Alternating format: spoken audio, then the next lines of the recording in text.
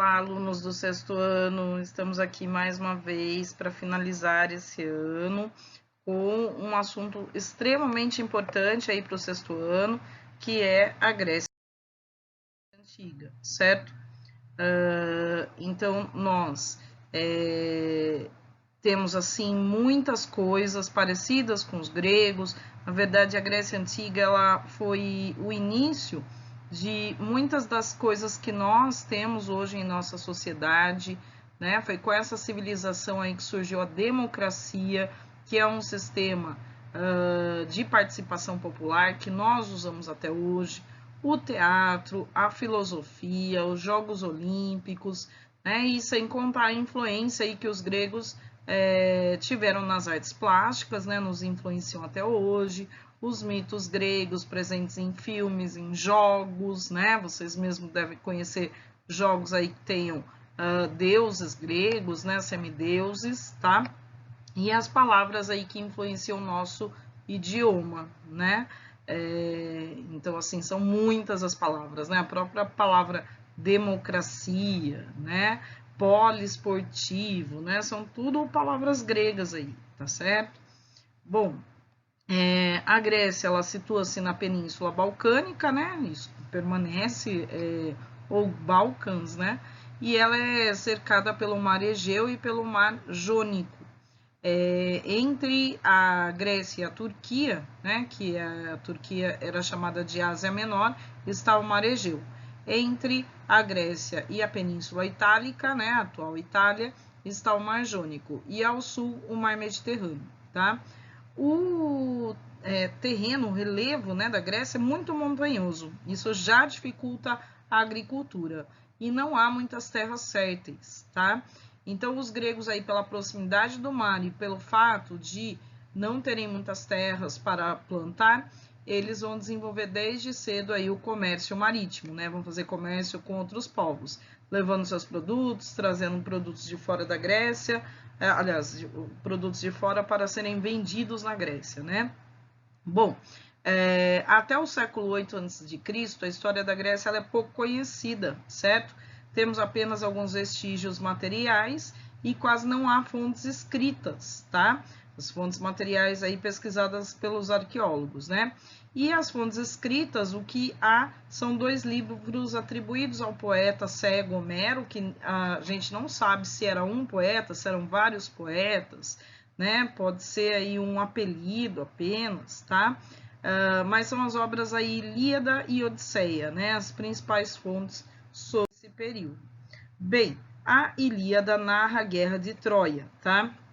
Que já tem elementos da mitologia grega, né? Ela mistura aí a narrativa fantástica, né, mitológica, com a narrativa real, tá? Então, pelo livro, tudo começou aí quando a deusa Ares, que é a deusa da discórdia, não foi convidada para um banquete entre os deuses do Olimpo, né? E aí ela resolveu causar o quê? A discórdia, né? Ela colocou uma maçã de ouro que era para a deusa mais bela. E as deusas, então, começaram a disputar para ver quem ficava com essa maçã de ouro. Sobraram 3, que uma delas era Hera, a esposa irmã de Zeus, né? Hera, e que era a deusa mais poderosa, tá? Afrodite, que era a deusa do amor e da beleza, e Atena, aí, a deusa da inteligência, da sabedoria, certo? Bom, quem ganhou a disputa foi Afrodite, porque ela prometeu para o jovem que decidiu essa disputa, né, que era Paris, príncipe de Troia, que ele teria o amor da mulher mais bela do mundo, né? E mostrou para o Paris quem era, e o Paris se apaixonou na hora, né? Então, Atena ajudou Paris a penetrar na corte do rei Menelau, rei de Esparta, né? Um dos reinos da Grécia, e o Paris raptou Helena, a esposa de Menelau, né? Quer dizer, essa mulher era casada, tá? Menelau, então, convoca os gregos, né? Faz uma esquadra para lutar contra os troianos e resgatar Helena, tá? Bom, mas aí que tá, né? Também o livro cita que Troia tinha muitas riquezas, muito ouro. Então, às vezes, a questão não era o resgate da Helena, era derrotar os troianos e tomar as riquezas que eles tinham, certo? O livro também diz que os deuses ora ajudavam os gregos, ora os troianos, e essa guerra durou 10 anos. Nela morreram aí heróis, né, como Aquiles, que tinha um único ponto fraco, o seu calcanhar, e levou uma flechada no calcanhar de Aquiles, né? O calcanhar era o ponto fraco, era a única parte do corpo dele que era mortal, tá? Que ele foi mergulhado em águas que o tornaram imortal quando bebê, tá certo? Bom, também morreu aí Heitor, herói dos troianos, né? Enfim, e aí um dos gregos teve um plano, né, para vencer essa guerra, e ela estava no impasse. Foi o Ulisses, também conhecido como Odisseu, tá?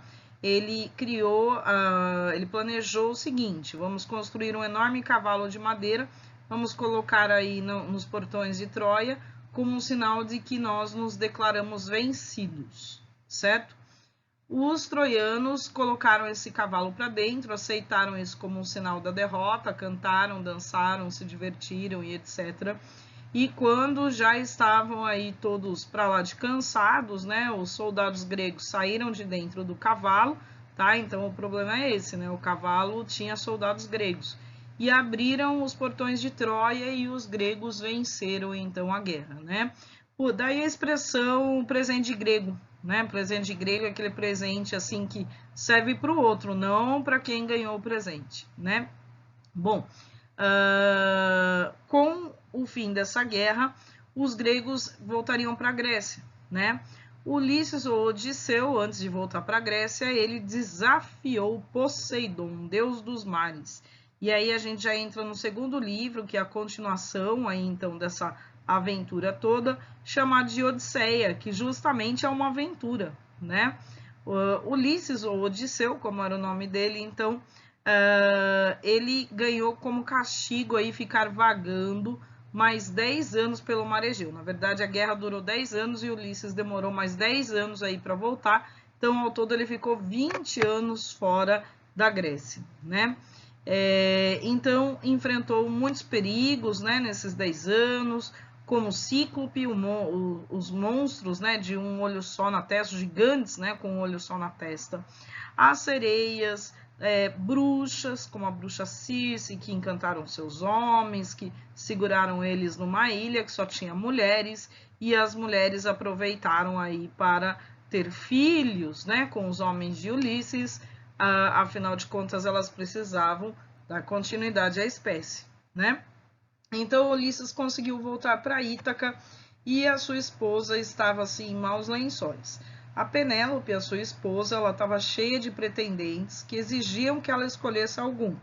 E esses pretendentes estavam no palácio da Penélope, inclusive comendo, gastando todas as riquezas do palácio, né? Então Ulisses voltou e ele só foi reconhecido pelo seu filho Telêmaco, que já era um jovem, e os dois então conseguiram bolar um plano para derrotar todos esses pretendentes, esses inimigos do Ulisses. A Penélope, ela não acreditava que Ulisses estivesse morto, né? Ela só acreditaria quando visse o corpo, tá? Então, para enganar esses pretendentes, ela construía, aliás, ela tecia uma mortalha, né, para envolver o corpo do defunto de dia. Só que ela desfazia à noite para ganhar tempo, tá? Então, quando Ulisses conseguiu derrotar esses pretendentes, a deusa Atena ajudou ele a ganhar aquela beleza, aquela juventude que ele tinha antes de sair da Grécia. Penélope o reconheceu e os dois foram felizes para sempre, né? Bom, então os livros, como a gente disse, misturam ficção e realidade, tá? Mas eles são muito importantes aí para conhecer a história da Grécia. Bom, a formação da Grécia, ela se deu aí com a chegada de povos indo-europeus. Primeiro chegaram os aqueus, depois os eólios, depois os jônios, né, que fundaram Atenas, depois os dórios, que fundaram Esparta, né, duas das cidades da Grécia, certo?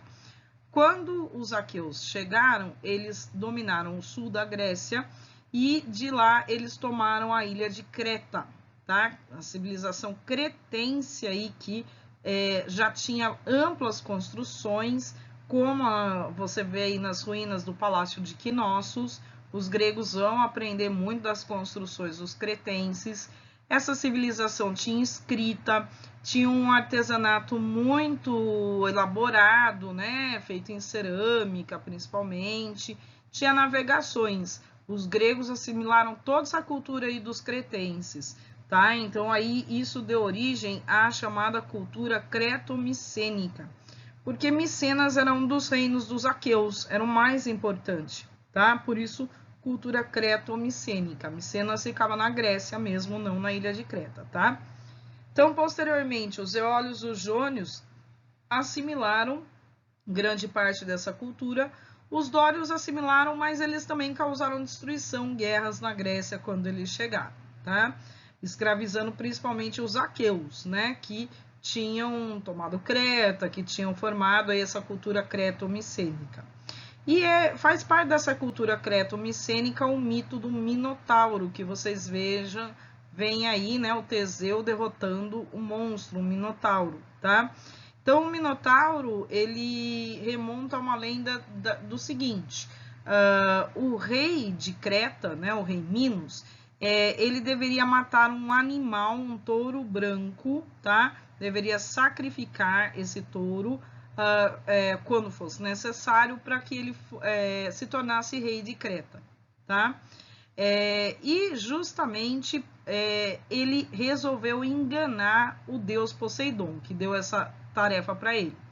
Ele matou um outro animal no lugar desse touro branco, que ele ficou encantado com a beleza do touro, certo? E quando Poseidon ficou sabendo disso, ele fez com que a esposa do rei, Psifai, se apaixonasse aí por esse touro, né, na verdade, que ele disfarçou, né, de uma outra forma, e dessa união, né, dessa traição aí da esposa do rei Minos, nasceu o Minotauro, certo? Então, o Minotauro aí que tinha essa cabeça de touro e corpo parecido com humano, certo? Bom, aí preocupado aí com a questão do Minotauro, né? Ele costumava comer gente, tá? Então, tanto na Ilíada quanto na Odisseia, quanto nos mitos, a gente vê que os gregos, assim, tratavam povos não gregos, povos diferentes deles, com inferioridade, tá? Sempre atribuindo aí uma natureza monstruosa aos habitantes de outras terras, certo? Então, esse Minotauro aí, ele foi colocado num labirinto mágico para não fugir de lá, para aplacar a fúria do Minotauro. Era dado todo ano para eles 7 jovens, 7 mulheres e 7 homens virgens, né? Então, aí, para evitar essas tragédias, o Teseu, o herói grego, ele se propôs a matar um Minotauro. E ele se apaixonou pela filha do rei, a Ariadne, e ela por ele. E aí, então, para ajudá-lo, ela lhe deu uma espada mágica e um novelo de lã que só ele podia ver, né? Também era mágico. E aí, com o novelo de lã, ele conseguiu não se perder no labirinto, e com a espada ele conseguiu derrotar essa terrível criatura, e então se casou com a Ariadne, certo? Então, esse é o mito do Minotauro. Bom, as cidades-estado gregas, ou polis, elas se formaram a partir do século VIII. Ora, o que é uma cidade-estado? É uma cidade independente, com governo e leis próprios. As polis tinham uma zona urbana, a cidade, e uma zona rural, o campo. Na área urbana estava aí o centro comercial, onde muitos artesãos produziam sandálias, tecidos, cerâmicas, vidros, tá? Como é mostrado aí, esses artesãos na praça pública vendendo seus produtos, né? A gente vê aí muitas coisas, vasos de cerâmica, ervas, etc, né? Farinha. E na zona rural desenvolveram-se aí as atividades agropastoris, né? O cultivo da terra. E os principais cultivos eram as oliveiras, né? Então, que vai dar o azeite de oliva. As videiras aí, né? As uvas também eram usadas para fazer vinho. O trigo, né? A matéria-prima do pão. Cevada para cerveja, para outras massas. também criavam animais, como cabras, ovelhas, porcos, cavalos, tá? Mas a Grécia, como falamos, ela tinha poucas terras férteis. Então, desde o século XII a.C., muitos gregos viajavam pelos mares que circundavam a Grécia em busca de outras terras, terras melhores para a agricultura, né, terras férteis, também aí em busca de fazer o comércio com outros povos, né, de abrir, por exemplo, uma nova colônia, né, que eles chamavam de apoiquias, né, a nova casa, tá? E ganhar dinheiro com os impostos que cobrassem dessa nova colônia, tá? Então, colônia é o território ocupado, né? E até obter escravos, porque no mundo antigo era muito comum que prisioneiros de guerra se tornassem escravos. Podia ser guerras que os gregos faziam, que outros povos faziam e mantinham prisioneiros de guerra para serem vendidos como escravos. O fato é que a Grécia, ela vai ter aí muita venda de escravos nesses mercados e vai se tornar uma sociedade escravista, certo? Então, esse período aí de ocupação de novas terras, né, ele é chamado de expansionismo, uma expansão territorial ou colonização grega, tá? Nós vemos aí no mapa como que essa colonização tornou a Grécia muito maior do que é hoje, tá? Você tem a Grécia, mas você tem ali, ó, cidades na Ásia Menor, cidades no norte da África, cidades na Península Itálica, como Tarento, Crotona, tá? Cidades na Península Ibérica também, tá? E próximo ao Mar Negro, né? Mas, importante dizer que não era um império, tá? Como vai ser aí outros impérios, né? O Império dos Assírios, a Mesopotâmia, por exemplo, que a gente já falou deles. Não eram cidades que pagavam impostos, que obedeciam à sua cidade mãe. Por quê? Porque não havia um único governo para toda a Grécia, não era um poder centralizado. Eram cidades independentes uma da outra, certo? Então, se Atenas, por exemplo, uma dessas cidades, tinha aí colônias como Éfeso, como Mileto, tá? Essas colônias aí, por exemplo, iriam obedecer ou iriam pagar impostos somente para Atenas, tá? Era assim que funcionava. Mas o que é importante aí é que com essa colonização, ocupação de novas terras, a sociedade grega se torna escravista, ou seja, dependente do escravo para todos os tipos de serviço.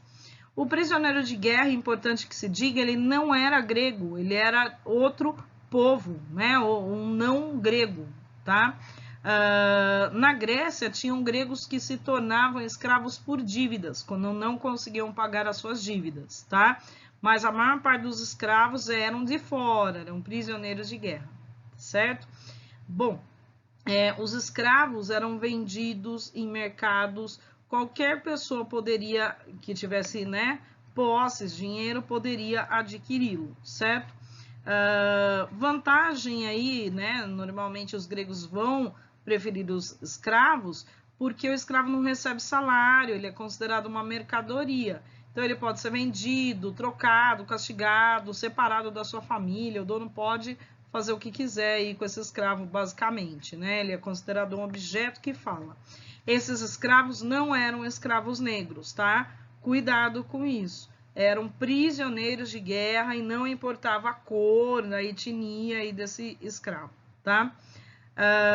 Houve também trocas comerciais aí, né, entre os gregos e os povos, os locais aí que eles dominaram, que eles fundaram cidades, tá? Às vezes estudava de forma pacífica, às vezes violenta, né? Então, essas trocas culturais aí é que deram origem à mitologia grega, né? Ao conjunto de crenças religiosas que os gregos tinham, certo? As colônias mesmo, elas passam a ter aí essa cultura grega, né? Considerando-se aí pertencentes à civilização helênica. A Grécia era chamada de Hélade, então aí os gregos se chamavam de helenas, certo? Esparta aí era uma das principais cidades da Grécia e foi grande oponente, inimiga da cidade de Atenas. Chama atenção porque ela tinha um sistema de educação bem diferente, né? Uma cultura aí um tanto diferente das outras cidades, apesar de manter a mesma língua, o culto aos deuses, etc, tá? e ela chegou a dominar várias outras cidades da Grécia também. Esparta estava localizada na península do Peloponeso, que é essa parte em verde aí que aparece no território da Grécia, né? Não de Creta aí, nem do Mar Mediterrâneo, tá? Então, olha só, essa parte em verde era antes domínio dos aqueus, pode ver que eles não aparecem aí no mapa, né? E aí os dórios tomaram essa área e eles escravizaram os aqueus que já estavam ali, tá?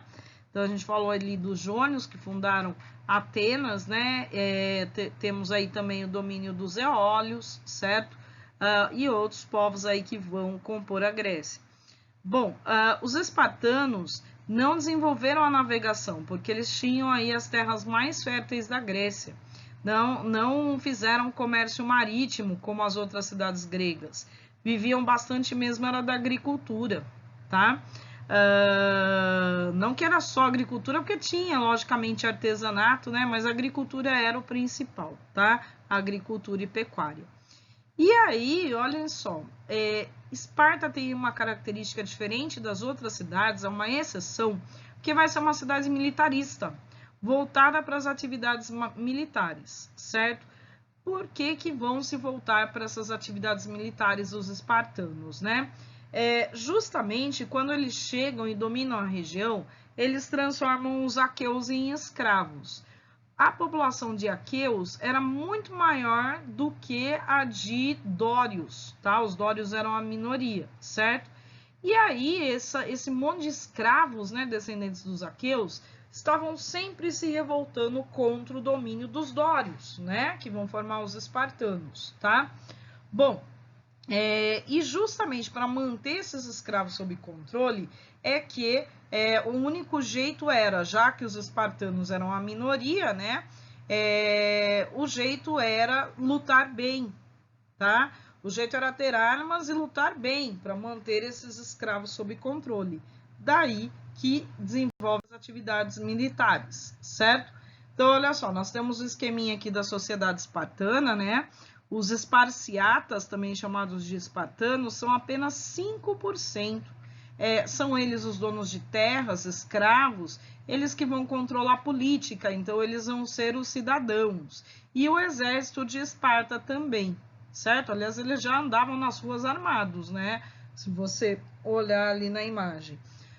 Os ilotas, então, são 85%, são esses escravos aí descendentes dos aqueus. Eles pertenciam ao governo espartano, ao Estado, tá?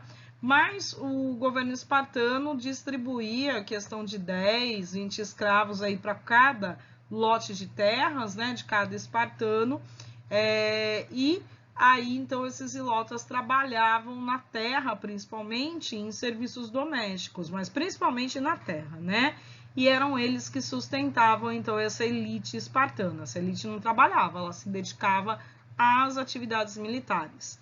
Havia uma pequena camada de homens livres que se dedicavam ao comércio e ao artesanato, tá? Eles não eram cidadãos, eles também eram descendentes dos aqueus, mas eles aceitaram pacificamente, sem lutas, o domínio dos dórios, certo? Por isso que eles eram livres, certo? Mas não tinham também direito nenhum e tinham que pagar altos impostos e muitas vezes eram maltratados aí pelos esparciatas ou espartanos, certo? Bom, então já falamos tudo aqui, né? Vamos lembrar aí então o seguinte, que os ilotas, esses escravos, que eram maioria, se revoltavam constantemente por causa da situação que eles viviam, né? Praticamente passando fome, sujeitos a maus tratos. Então, para controlar esses escravos, esses ilotas, certo? É que temos a educação militar e um dos testes que o espartano vai fazer para se tornar soldado, né? Vai ser aí matar o máximo de ilotas que ele conseguir. Isso acontecia uma vez por ano, né? Esses exames aí chamados de criptias, tá? Jovens eram colocados nos campos agrícolas e aí eles tinham que pegar de surpresa os ilotas, porque os ilotas eram muito maior número e matariam eles se caso avistassem algum, né? Então, assim, matar o máximo do número de lotas era também o quê? Para fazer um controle populacional, para não deixar a população de lotas crescer ainda mais, certo? Pois bem, o cidadão espartano ele vai participar muito pouco da política. A política em Esparta ela vai ser dirigida por um pequeno grupo. E quando a gente tem um pequeno grupo dirigindo a política, a gente tem um governo de poucos, que é uma oligarquia. Óligos quer dizer poucos, arquia, poder, certo? Havia 2 reis em Esparta com funções militares e religiosas, e em tempos de guerra, um dos reis assumiu o controle político o controle do exército, tá? Mas esses reis não tinham tanto poder, não. Quem tinha mais poder aqui eram os éforos, que tinham essa função executiva, né? Eles executavam as leis, como se fossem os prefeitos da cidade. Eram 5, tá? A gerúsia era o órgão legislativo que propunha e votava as leis, formada por 28 gerontes. Gerontes eram anciãos de 60 anos ou mais, né? Olha aí uma influência, a gerontologia, né? Que cuida de idosos, a parte da medicina que cuida de idosos, tá? Esses 28 gerontes eram escolhidos pela Apela, tá? A Apela também, assim, mais ou menos ajudava a escolher os éforos também. Então, a Jerusa era como se fosse uma Câmara de Vereadores, certo? A Apela já era uma Assembleia de Cidadãos, eram cidadãos reunidos no centro da cidade, numa praça pública, e aí eles votavam, né? Mas, na verdade, eles não falavam, eles não tinham o hábito de questionar, a gente vai ver, então eles mais, assim, aplaudiam mesmo, tá? A Jerusa podia ter função judiciária também, julgando os crimes que aconteciam, tá? Somente, então, os espartanos mais velhos, né, os que chegavam aos 60 anos, imaginem que na vida militar muitos não chegavam aos 60 anos, né, morriam nas guerras, no treinamento, tá? E somente alguns desses, né, mais velhos, é que podiam exercer cargos públicos, tá? Normalmente eram os que se destacavam na vida militar. Por isso que era essa política oligárquica, né, de poucos. Então a cultura que chama atenção, né? A cultura era marcada aí por essa educação militarista, né? Que os meninos recebiam, certo? Todos os meninos deveriam ser bons soldados, deveriam se tornar soldados. Não tinha outra escolha na vida, não, tá? Porque eles tinham que manter a segurança de Esparta. Então, desde cedo, os meninos tinham que realizar exercícios físicos, né? Então, na verdade, quando eles nasciam, se tivesse alguma deficiência, os mais velhos da cidade sacrificavam, jogavam de um precipício, tá? Nossa, mas matar um neném, né? Uma criança, um recém-nascido, pois é, mas eles diziam que não ia servir para ser soldado da cidade, então não servia, tá? Não ia ser uma vergonha para a família, vamos dizer assim, tá? E aí, então, até os 7 anos, esses meninos ficavam com a mãe, aí depois eles iam para os quartéis, iam realizar muitos exercícios físicos, salto, corrida, natação, lançamento de disco, lançamento de dardo. Vejam só, o treinamento para os jogos esportivos na Grécia, tá? Era o treinamento militar. Era dentro do exército que os meninos aí aprendiam os esportes, tá? Então, uma coisa estava ligada à outra, né? Aguardem essa informação aí, porque nós vamos falar dos Jogos Olímpicos depois, certo? Bom, os meninos, eles ficavam nos quartéis, eles não voltavam para casa, tá? Eles viam a família em raras ocasiões, diferente das meninas. As meninas também iam fazer esses exercícios físicos, tá? Mas elas voltavam para casa, elas não ficavam só no quartel. E elas faziam exercícios físicos para ter um corpo saudável, vigoroso e ter vários filhos para a cidade de Esparta, né? Principalmente os meninos, né? Que iam ser do exército, tá? Bom, o treinamento militar de um espartano, de um menino lá com 7 anos, né? Enfim, era muito rígido, né? Até os 17, 18 anos, eles ficavam assim sujeitos a esse treinamento muito rígido. Eram obrigados a andar descalço, assim aumentava a resistência dos pés. Usavam um só tipo de roupa o ano todo, sim, eles iriam suportar o frio, tá? Tinham que aprender a comer uma vez só, comer pouco. Se tivesse com fome, não podia pedir mais, não ganhava castigo físico. Caso eles estivessem com fome, eles podiam roubar, né? Mas não podia ser pego roubando, senão ia ser castigado, tá? Não podiam falar nada, fazer qualquer crítica, tá? Se fizesse crítica, por exemplo, a um comandante do exército, era muito castigado, podia até ser morto, tá? Quando estavam comendo, não podiam ficar conversando, né? Eles ficavam calados a maior parte do tempo, só respondiam o que os mais velhos aí lhe perguntavam, tá? Então, a educação, assim, tinha essa disciplina militar mesmo, tá? Que não pode falar nada, não pode questionar e não pode ter senso crítico, reclamar de nada, tá? Bom, esse soldado, esse espartano, ele ia se tornar um soldado lá pelos 18, 20 anos, tá? Após passar por aquele exame de criptia que a gente falou, que consistia em matar o máximo de escravos de lotas que eles pudessem. Bom, mas eles continuavam no exército, tá? Até os 30 anos, eles não tinham uma casa para eles, não. Continuavam no exército. Era comum que um rapaz namorasse o outro, tá? Isso acontecia só até o momento de se casar, né? Porque aí eles iam manter relações aí com a sua esposa, certo?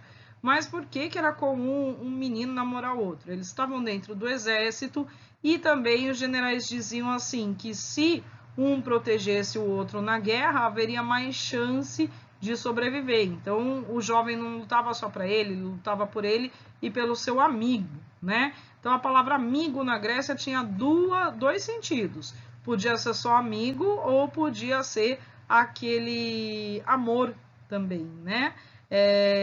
Então, assim, filo quer dizer amizade e amor, tá? Na Grécia. Então, podia ter os dois sentidos, né? Bom, aí com 30 anos eles se casavam, tá? Eles tinham autorização para casar e aí montavam a sua casa, tinham o seu lote de terra. E também podiam participar da Assembleia dos Cidadãos, né? Que acontecia de vez em quando, mas não tinha muito debate ali, tá? Mas de qualquer forma eles já poderiam participar. Mas o exército eles tinham que servir até 60 anos. Então, mesmo se casando, era comum eles ficarem longos períodos fora de casa, tá? Era muito comum aí eles deixarem as suas esposas. Justamente por estar, pelo homem, né, estar muito tempo fora de casa, as mulheres espartanas, elas tinham um pouco mais de liberdade em relação às mulheres da Grécia, tá?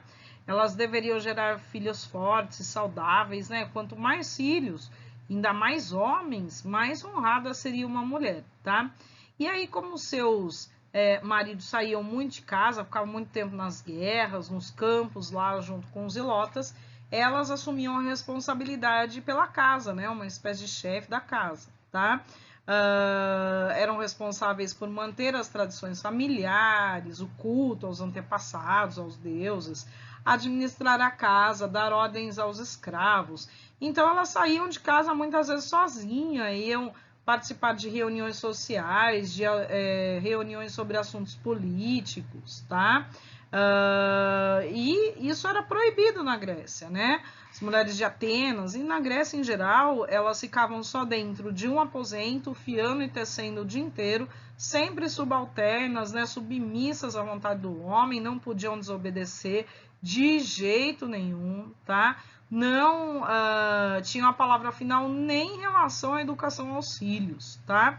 Então, as mulheres espartanas não eram cidadãs, é verdade, mas tinham um pouquinho mais de liberdade, não eram tão submissas assim aos homens quanto o resto das mulheres, tá?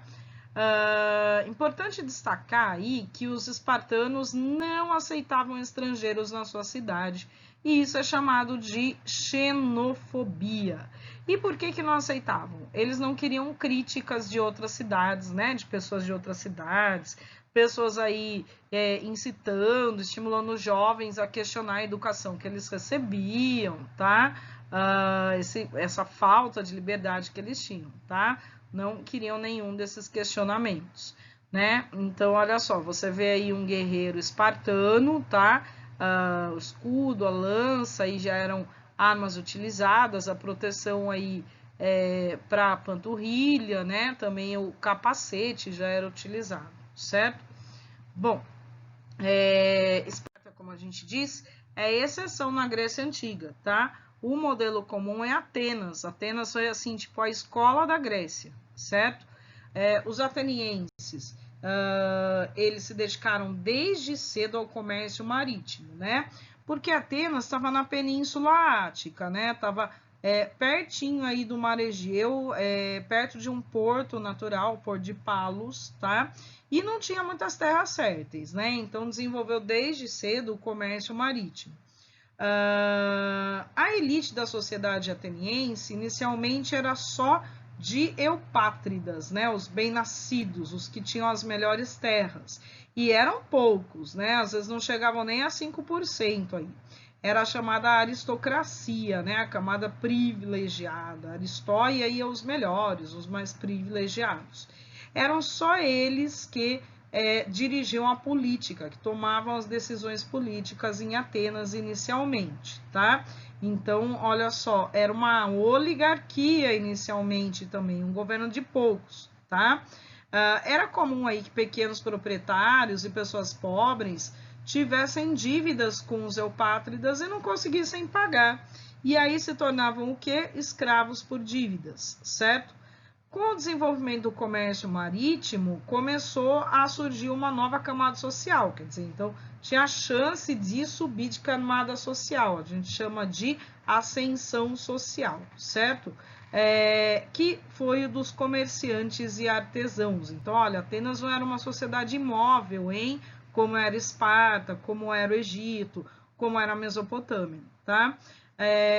E essa camada enriquecida de comerciantes e artesãos começou a exigir que queria participar da política, porque pagava impostos, porque participava do exército, por que não podia participar da política, né? Então, olha só, os escravos aí capturados em guerras, né, passaram a ser, vamos dizer aí, a camada principal de Atenas, certo? Passaram a ser a camada mais numerosa, a camada de escravos, e os escravos vinham principalmente das guerras.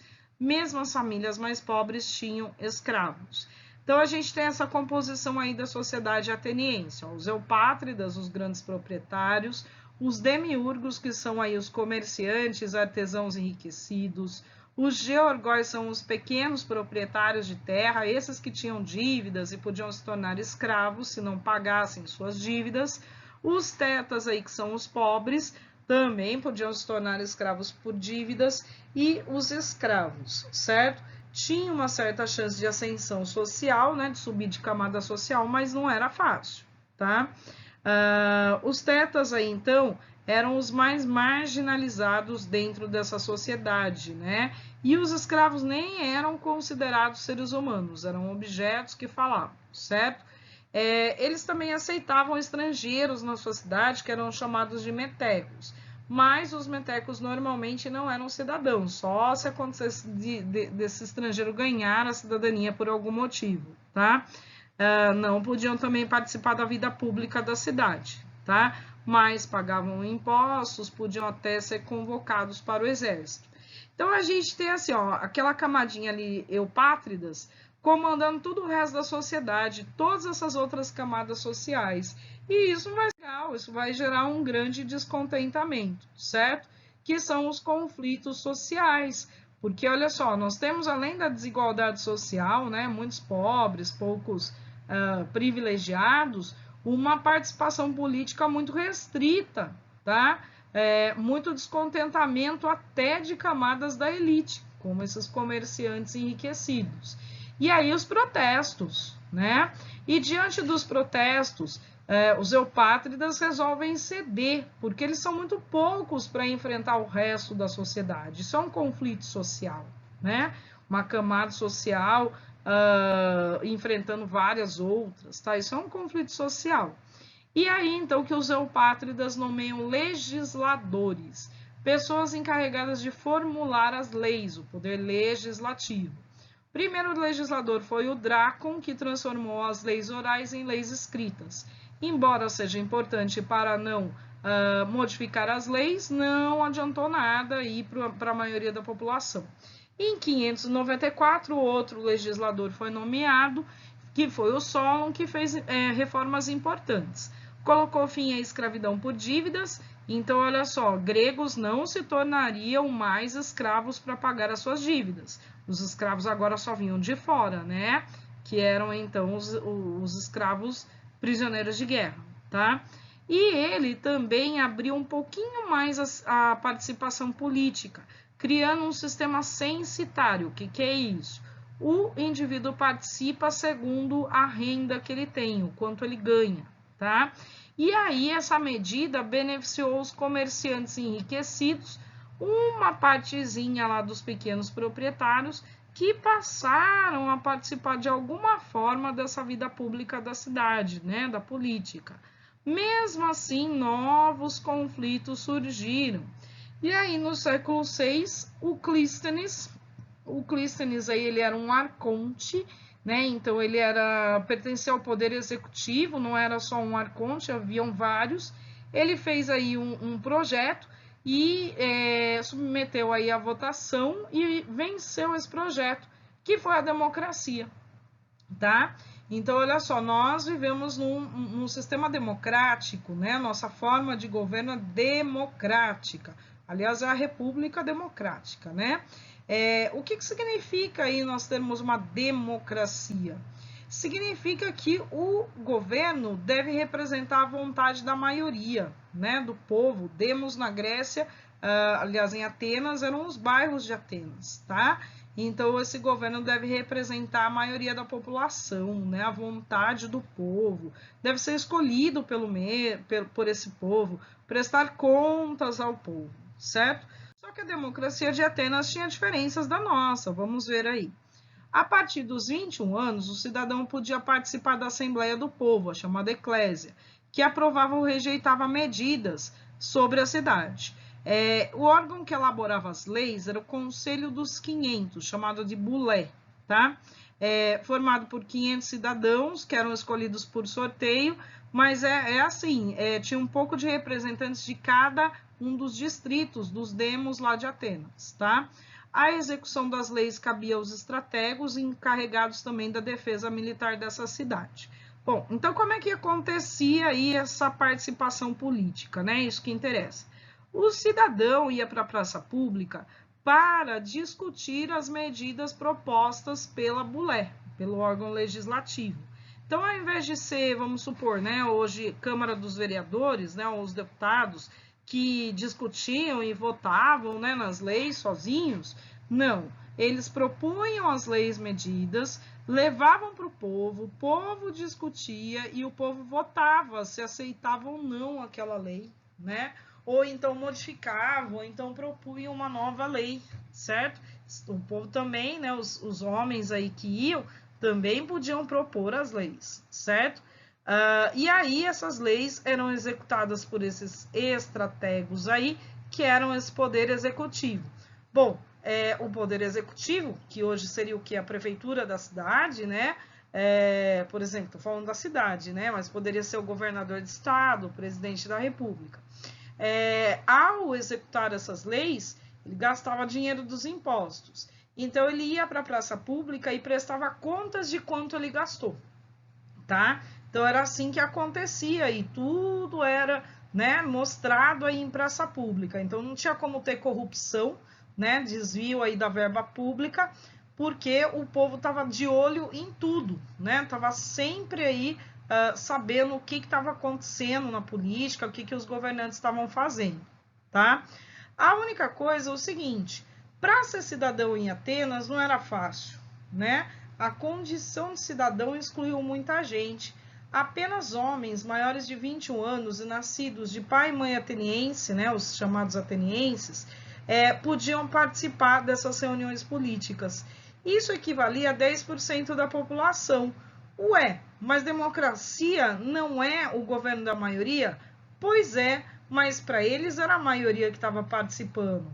Eles não consideravam o escravo ser humano e nem a mulher aí como, né, vamos supor, um ser humano dotado de inteligência e etc. Né? Então, para eles, era a maioria que estava participando. Né? Escravo nem contava, era considerado uma mercadoria. Tá?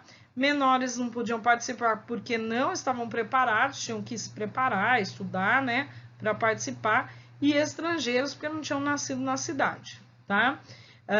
Mas parece que contava aí com a participação de poucos os cidadãos, tá?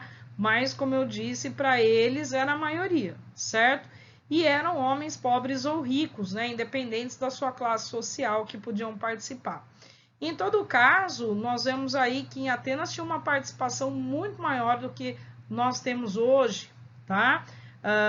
Nos países que adotam a democracia, né? Como o Brasil, por exemplo, né? Porque era uma democracia direta, né? Então, assim, na democracia direta, o povo pode falar, tem direito à voz, né? Pode opinar a favor, contra projetos da cidade, pode propor, tem o voto também, tá? É diferente de uma democracia que nem a do Brasil, que é representativa. Nós votamos nos nossos representantes políticos que nem sempre ouvem a vontade da população, né? Se eles pelo menos fossem numa praça, assim, ouvir o que o povo tem a dizer, né? Não fizessem isso só na campanha eleitoral a cada 4 anos, andassem pela cidade, vissem qual é a demanda do povo, né? E tudo mais, era uma coisa, mas poucos deles fazem isso e acabam indo contra a vontade da população, né?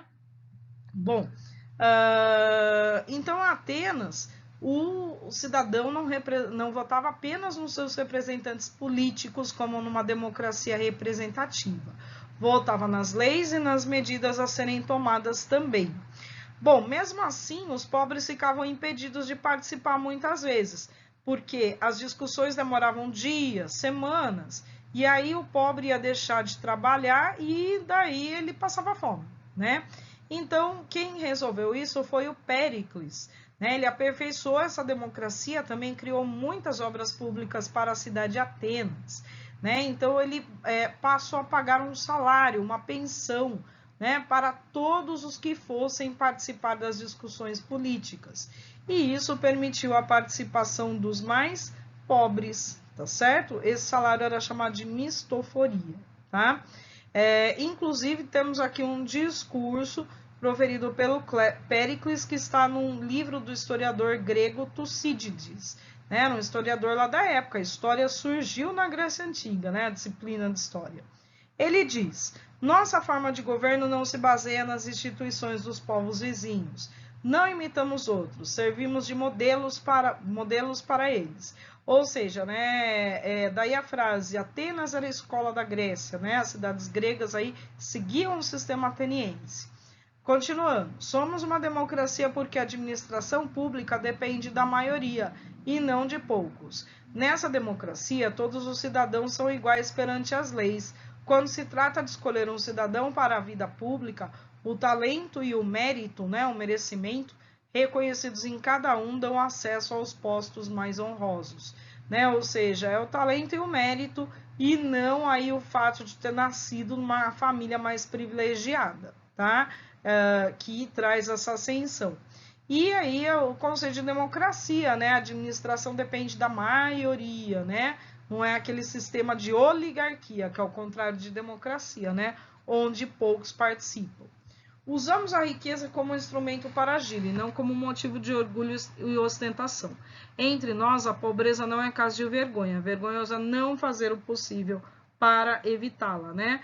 Falou isso porque pobres e ricos poderiam participar desse sistema aí de democracia, né? Poderiam participar da política. Todo cidadão tem direito de cuidar de sua vida particular e de seus negócios privados, mas aquele que não manifestar interesse pela vida pública, pela vida política, né, pela política da cidade, é considerado inútil. Olha só que afirmação, né? Hoje, então, teríamos muitos inúteis, né? Porque poucas pessoas seguem realmente o que seu político faz, se informam, sabem do que está acontecendo, né? Muita gente não está nem aí com política e aí chega, vai se interessar só no momento da votação, a cada 4 anos, né? Mas lá não, lá o cidadão tinha que acompanhar toda a semana política lá em praça pública, né? Fazer as discussões, participar de tudo, certo? E assim, era essa a função do cidadão. Ele não tinha outra coisa para fazer. Ele não tinha serviços braçais, né? Também na nossa sociedade muita gente não participa pela falta de tempo, por ter que trabalhar e etc. Tá? O ateniense não precisava trabalhar dessa forma. Tá? Por quê? Porque ele tinha escravos. Olha só, então Atenas era uma cidade com democracia e escravidão. Hoje nós proibimos trabalho escravo, né? Contrário aos direitos humanos. Em Atenas, o trabalho escravo era defendido, era compatível com a democracia, certo? A vida dos cidadãos, a participação dos cidadãos dependia de ter escravos para trabalhar. É como o filósofo Aristóteles justifica, né? Ele diz o seguinte: a natureza faz o corpo do escravo e do homem livre diferentes. O escravo tem corpo forte, adaptado para a atividade servil, que é a atividade braçal. O homem livre tem corpo ereto, inadequado para tais trabalhos, porém apto para a vida do cidadão. Então ele está dizendo assim, que o escravo tem esse corpo forte e o cidadão não, né? O cidadão aí tem corpo mais frágil. Ora, qualquer um pode desenvolver o corpo adequado a ser escravo, porque ele vai ficar usando os seus músculos, então ele vai desenvolver um corpo forte, tá? Dizer, o que é isso? É uma desculpa, né? Uma justificativa para dizer que tem que ter escravo, tá? Ele diz ainda, na cidade bem constituída, os cidadãos não devem viver executando serviços braçais ou fazendo negócios, né? Comércio. Esses tipos de vida são ignóbeis e incompatíveis com as qualidades morais. O cidadão deve desenvolver qualidades morais para participar da política. Tampouco devem ser agricultores os aspirantes à cidadania. Isso porque o ócio é o tempo livre. É indispensável ao desenvolvimento das qualidades morais e à prática das atividades políticas. Então, é como se ele dissesse o seguinte, olha, o cidadão tem que ter ócio, tem que ter tempo livre para estudar antes de participar da política, né? Ele começava aos 21, para se preparar aí justamente para essas atividades políticas. Também o cidadão deve ter tempo livre para se dedicar às artes, né, aos esportes e até à defesa da cidade. Então, ele não vai executar serviços braçais, né, pesados. Esses são os serviços dos escravos, tá? Então, concluindo, enquanto os escravos realizavam os trabalhos braçais, os cidadãos tinham tempo livre para participar da política, tá?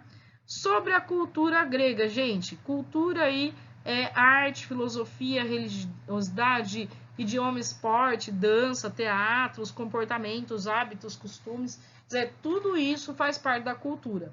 E as cidades gregas, que tinham cada um no seu governo, elas se uniam por meio da cultura, certo? Era essa cultura que unia as cidades. A cidade que se destacou como polo cultural da Grécia foi Atenas. Olha só, de novo Atenas. Foi nessa cidade que teve início o teatro, as artes plásticas e ali também começou a filosofia, tá?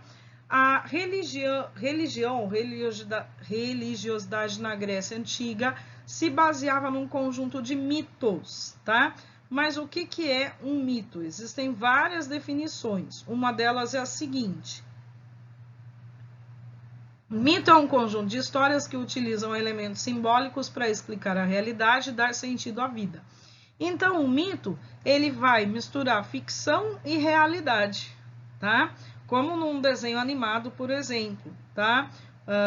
Vamos ver até que os deuses eram imortais, né? Como acontece muitas vezes em desenho animado, né? Os personagens não morrem. Bom, então olha só, essa religião tinha como características ser politeísta, crença em vários deuses, vários, Deus. Os deuses eram semelhantes ao homem, ou seja, os deuses eram retratados com forma humana, isso é o antropomorfismo, antropo-homem, morfismo, forma, né? Então, forma humana. Tinham defeitos e qualidades, os deuses podiam errar, tá? Porém, eles eram diferentes dos humanos por ter poder e ser imortais, tá? Além dos deuses, os gregos também reverenciavam semideuses, né? E heróis. Por exemplo, Hércules era filho de Zeus com uma mortal, a Alquimena, então ele era um semideus, tá? E aí todo mundo conhece a história do Hércules, né? Tinha uma força descomunal, acabou matando a mulher e os filhos, e aí para reparar o seu pecado e também aí para estar próximo a Zeus, seu pai, né, e ir para o Monte Olimpo, não fazer mais mal para ninguém, ele teve que executar 12 trabalhos extremamente difíceis, né, os 12 trabalhos de Hércules. Os gregos, eles tinham um mito para a origem do mundo, que era o seguinte: existia Gaia, Terra e Urano, céu, tá? Da união desses, nasceram os titãs. Cronos, que quer dizer o tempo, né? O cronômetro, cronometrar, era aí o rei dos deuses, vamos dizer, ele era o titã, tá? Que dominava tudo, certo? O senhor do mundo, né? E Cronos casou-se com Reia, que também era titã, né? Dessa união nasceram os deuses. O Cronos teve um oráculo, né? Um oráculo era tipo uma previsão do futuro, né? Uma revelação do destino, tá? De que um dos filhos lhe tiraria o poder. E aí ele ia comendo todos os seus filhos, certo? A Reia conseguiu enganá-lo, colocando uma pedra no lugar, e ele comeu a pedra pensando que tinha comido Zeus. Zeus cresce e derrota Cronos e faz ele vomitar, né? Todos os deuses, todos os seus irmãos. Então aí, conforme Cronos foi aí vomitando os deuses, né? Nasceram aí, surgiram os primeiros deuses, né? Os mais antigos, que era Zeus, tá? O senhor do Olimpo, né? O senhor do raio aí também. Hera, que é a sua esposa e irmã, tá? Nasceu aí também Hades, o deus do mundo subterrâneo, Poseidon aí, deus dos mares, e Ares aí, deus da guerra. E daí nasceram depois, né, não de Cronos e Reia, os outros deuses. Então temos Apolo aí, que é o deus do oráculo, né? As pessoas iam constar o oráculo e havia uma sacerdotisa que entrava em transe e falava as mensagens do deus Apolo, tá? Ártemis, ou Diana, né, a irmã do Apolo, tá? Ela é a deusa da caça, ela vamos dizer, simbolizando a lua, o Apolo, o sol, tá? Atena, que nasceu aí da cabeça de Zeus, por isso que ela é a deusa da inteligência, da sabedoria, tá? Temos aí o Dionísio, que chegou depois, o culto a Dionísio aí, que é justamente o deus da música, da festa, do vinho, né? Inclusive dos artistas que se apresentavam nessas ocasiões, tá? Temos a Afrodite, a deusa do amor e da beleza. O Hermes, aí, que era chamado de Mercúrio pelos romanos, os romanos associaram, tá? Na verdade, eles assimilaram todos esses deuses e mudaram o nome, tá? O Hermes aí, que era o deus das comunicações, tipo um patrono dos correios, de quem levava e trazia correspondências, né? Um deus protetor dos viajantes. A Demétero, que era Ceres, né, para os romanos, é a deusa da agricultura, certo? E temos vários outros deuses, temos titãs, temos outras criaturas da mitologia grega, também assim os heróis, né? Nem daria para falar de todos, tá? Um mito muito importante para os gregos era o mito da criação do homem, tá? Então Prometeu era um dos titãs e ele quis se vingar dos deuses, né? Porque os deuses não obedeciam mais aí os titãs, certo? E criou a partir do barro o primeiro homem, tá? Pediu a Hefesto, o deus do fogo, que lhe desse a vida. O homem nasce simples, ignorante, olha aí, como na Bíblia cristã, né? Sendo que a Bíblia cristã ela é bem posterior, né, à mitologia grega, tá? E aí vai adquirindo conhecimentos ao longo do tempo. Zeus, o senhor do Olimpo, quis se vingar, né, de Prometeu, já que ele criou o primeiro homem. O que fez o Zeus? Criou a primeira mulher, Pandora. E ainda, né, mais um castigo.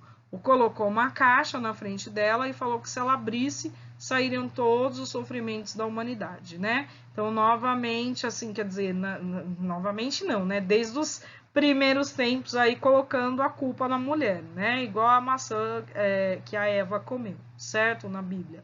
Então, olha só, sempre essa culpa na mulher, justamente aí colocando a mulher o quê? Como ser inferior, como tentação do homem, tá? O Prometeu ganhou um castigo por isso, tá? Ele foi acorrentado em uma montanha. Durante o dia, o fígado dele era devorado por uma águia e à noite o fígado se refazia, né? Olha aí, os gregos tinham conhecimento de que o fígado podia se refazer, certo? O culto, né, aos deuses. Tinha o culto privado, dirigido pelo pai de família, né? E o culto público, tá? Que se fazia na frente dos templos religiosos. Porque dentro havia muitas estátuas dos deuses, as pessoas conversavam, oravam para os deuses. Mas o culto mesmo se fazia nas escadarias, na frente do templo, porque consistia em sacrificar animais, né? Então havia muita sujeira aí. Os gregos mais pobres só comiam carne nessa ocasião, né? As entranhas do animal aí que eram dadas em homenagem aos deuses, tá? Também eles derrubavam nas escadarias do templo bolos, mel, azeite, né? O derramamento de líquido era chamado de libação, inclusive, certo? Então, era dessa forma que eles iam fazendo o culto. E lá dentro mesmo do templo não era o local aí que eles faziam essas homenagens, né? O teatro grego nasce aí como a necessidade de encenar os mitos gregos, certo? E aí que primeiro o gênero é a tragédia, né? Que justamente aí encena os mitos gregos. Ó, o Ésquilo aí com o Prometeu acorrentado, né? Que a gente acabou de falar do castigo do Prometeu, né? O Sófocles aí que escreveu Édipo Rei, Eurípides que escreveu Medéia, são autores que se destacaram inicialmente. Posteriormente, com o tempo, surgiu a comédia, tá? E aí se destacou Aristófanes, que é autor de As Vespas, As Nuvens, As Rãs, Lisístrata, né? E assim por diante. Na comédia, não eram mitos gregos, não, né? Eram críticas sociais, eram personagens da sociedade aí representados, histórias assim que esses autores aí criavam, né, da própria criatividade do autor, tá? E sempre para criticar alguma coisa, ou na sociedade, ou na política. Somente os homens encenavam, tá? As mulheres não encenavam aí as peças. E eram festivais que duravam dias, e aí o vencedor recebia prêmios. Então, os homens usavam máscaras, tá? E aí que você vê aí uma série de máscaras, né? Inclusive as mais alegres, a gente conclui que é da comédia, tá? As mulheres podiam assistir a esses festivais, mas não encenavam, tá? E por falar aí no Édipo Rei, olha só, olha a tragédia que foi a vida do Édipo Rei aqui, né? Dentro da mitologia. Ele era filho de Laio e Jocasta, os reis de Tebas. E logo que ele nasceu, o deus Apolo, lá por meio do oráculo de Delfos, né? Era uma cidade da Grécia, Delfos, e as pessoas iam até lá para consultar o deus Apolo, né? O oráculo. Bom, aí o oráculo diz que quando adulto, ele mataria o pai e se casaria com a mãe. Então o rei ficou desesperado, né? E mandou que um pastor abandonasse essa criança numa montanha sozinho para morrer. Mas outra pessoa encontrou e levou o bebê aí para o rei de Corinto, que estava querendo um filho, mas a esposa não estava conseguindo ter, né? E aí então ele foi criado como príncipe de Corinto, filho do rei Políbio, né? O rei de Corinto, certo? Mas quando ele ficou mais jovem, mais velho, disseram para ele que ele não era filho verdadeiro de Políbio. E ele foi até o oráculo para saber a verdade sobre a sua origem. Só que o oráculo, ele falava assim em parábolas, né? Ele não falava assim às claras, tinha que interpretar o que o oráculo falava, né? Não era assim, resposta simples, clara e objetiva, não, tá? E aí o oráculo repetiu que ele ia matar o pai e se casar com a mãe, ele ficou desesperado, né? O oráculo não falou que ele era filho adotivo, então ele saiu de Corinto. Aí ele ouve falar que em Tebas está tendo um monstro, a Esfinge, que está destruindo toda a cidade, e ele resolve ir para lá enfrentar a Esfinge, né? Só que antes dele chegar em Tebas, ele acaba topando com um homem, e esse homem se desentende com ele, e ele, na briga, acaba matando esse homem. Sem ele saber, ele tinha matado seu pai, tá? Chegando em Tebas, ele teve que decifrar a charada da Esfinge, né? Porque a Esfinge era assim, ela dizia para cada um que chegava querendo enfrentá-la o seguinte: decifra-me, eu te devoro. E aí fez a pergunta que sempre repetia, sempre devorava, né, todos que tentavam. Qual animal que de manhã tem 4 patas, ao meio-dia tem 2 e ao entardecer tem 3 patas? A resposta: o ser humano. De manhã ele é um bebê, que ele engatinha, ao meio-dia ele caminha nos 2 pés, ao entardecer ele precisa de uma bengalinha, tá? Então a Esfinge se mata, Édipo se torna um herói e acaba se casando com a rainha de Tebas, que era a sua mãe, a Jocasta, tá? Tempos se passaram, eles tiveram vários filhos, e a fome e a peste estavam tomando conta da cidade. Um adivinho chamado Tiresias, que era cego, tá? Ele disse que a culpa era do assassino do rei morto, né? Do Laio, tá? E aí foram procurar, investigar daqui e dali e descobriram que o Édipo tinha matado o seu pai e que, portanto, ele tinha se casado com a sua mãe. A mãe, ao saber disso daí, né, a Jocasta, não aguentou e se suicidou. Ele arrancou os olhos e nunca mais ninguém viu Édipo. Então, olha só, nós temos na psicologia o complexo de Édipo, que é quando o menino tem um amor carnal pela sua mãe, tá? O que não é nada normal, tá? Então, olha só, o mito do Édipo aí, além de virar peça de teatro, também estudado na psicologia, certo? Os Jogos Olímpicos surgiram na Grécia, certo? Era uma competição em homenagem aos deuses. Olha como que o culto aos deuses vai influenciando tudo na Grécia, né? O teatro, os jogos, né? É tudo, tá? Basicamente. Então, olha só, eram competições esportivas. No caso, os Olímpicos era para homenagear Zeus. Tinha jogos em homenagem a Poseidon, a Apolo e assim por diante, tá? Esses jogos em homenagem a Zeus eram realizados na cidade de Olímpia a cada 4 anos. A cidade existia só para isso, tá? Eram poucas as modalidades: corrida, ginástica, luta, lançamento de disco, que a gente vê aí na estátua, tá? E de lanças aí, as corridas de cavalos. E você vê, inclusive, as corridas a pé aí, que é uma pintura de vaso. Se você olhar na estátua e no desenho, você vai ver que todos os participantes, todos os atletas competiam nus. Talvez fosse por isso que as mulheres não pudessem nem assistir aos Jogos Olímpicos. O teatro, pelo menos, elas podiam assistir, né? Os jogos aí nem participar e nem assistir, tá? Os vencedores aí ganhavam uma coroa de louros e às vezes ele ganhava várias modalidades, ganhava uma estátua também, como essa que você vê aí, né? Ele se tornava imortal por conta da estátua. A cidade com mais vencedores, né? Ela ganhava prestígio, demonstrava seu poder perante as outras. Lembra que eu falei do treinamento militar, que era ali que também acontecia o treinamento dos esportes? Pois é, então por isso que a cidade demonstrava o seu poder perante as outras, tá? A cultura grega, ela se destaca na arquitetura, né, que são aí os edifícios, que são os templos religiosos principalmente, né, como o Pártenon que tinha lá em Atenas em homenagem à deusa Atena, tá? Deusa protetora da cidade.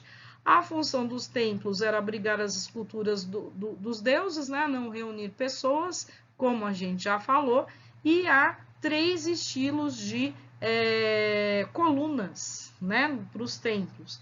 Essa primeira coluna aí mais simples, que é a dórica da cidade de Atenas, a segunda a jônica, aliás, a primeira da cidade de Esparta, desculpa, a segunda a jônica da cidade de Atenas e a terceira da cidade de Corinto, aí mais trabalhada, rebuscada, certo? Então, as colunas aí fazem parte da arte clássica. A Grécia, ela representa essa arte clássica. As esculturas, sempre seminuas ou nuas. Para quê? Para esboçar esse equilíbrio entre o humano e o divino, entre corpo e mente, né? Para mostrar a beleza do corpo humano e a perfeição, tá?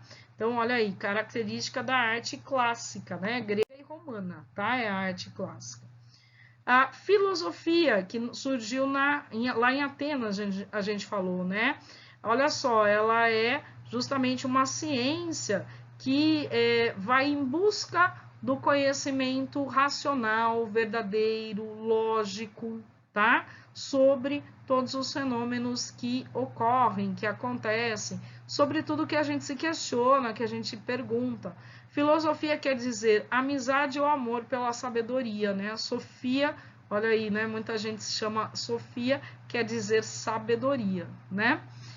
Então, os filósofos aí, eles tinham esses questionamentos, né? Como nós temos, todos nós somos um pouco filósofos. De onde nós viemos? Existe alguma coisa depois da morte? Será que o mundo é o que realmente parece ser ou não é tudo uma ilusão?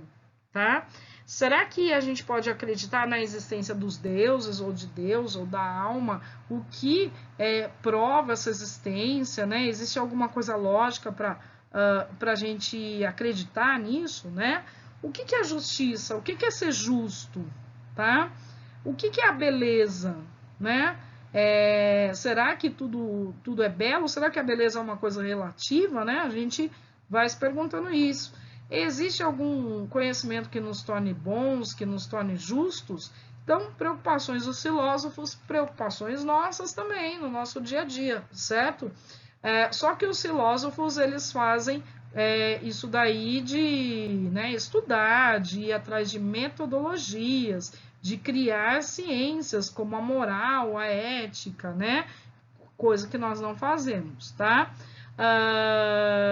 E aí, justamente esse método racional, a razão, a inteligência, para responder a tudo isso, certo? E em vez de ficar com aquelas explicações do tipo, acontece porque Deus quer, ou então porque os deuses assim quiseram, tá? Justamente por isso os filósofos vão ser perseguidos, vão ser mal vistos, né? Eles vão questionar aí aquela mitologia, aquela religião, tá? Os pré-socráticos são os que vieram antes do Sócrates, como Pitágoras e Tales de Mileto.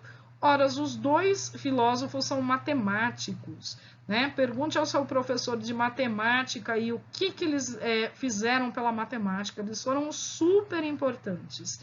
Vocês ainda vão estudar os teoremas que eles criaram, tá? Bom, então olha só, gente. Aí vem o Sócrates, né? Então, o Sócrates aí é um filósofo super importante na Grécia, ao lado do Platão e do Aristóteles. Vamos falar um pouquinho de cada um deles.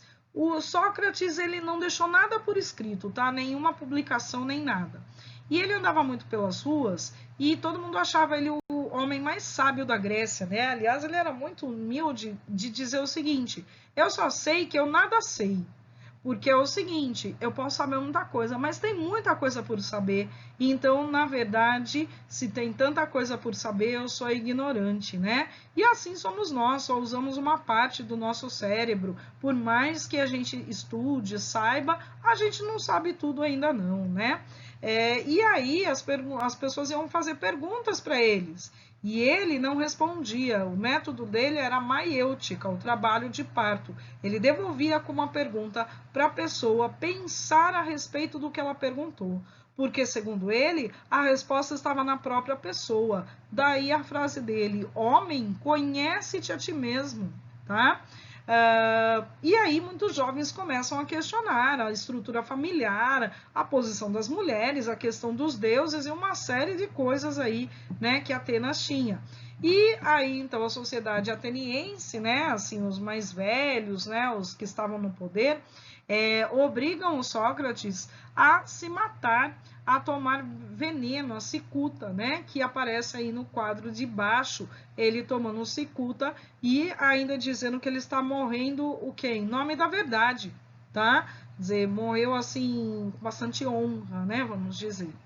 O Platão não está aqui nessas imagens, ele foi discípulo de Sócrates e é ele que é o autor do mito da caverna. Ele vai dizer assim que tinham pessoas que ficavam na caverna de costas para o sol, para a entrada da caverna, e só viam sombras na parede e achavam que a realidade era daquele jeito. Até que teve uma que se libertou e foi ver que a realidade não era daquele jeito.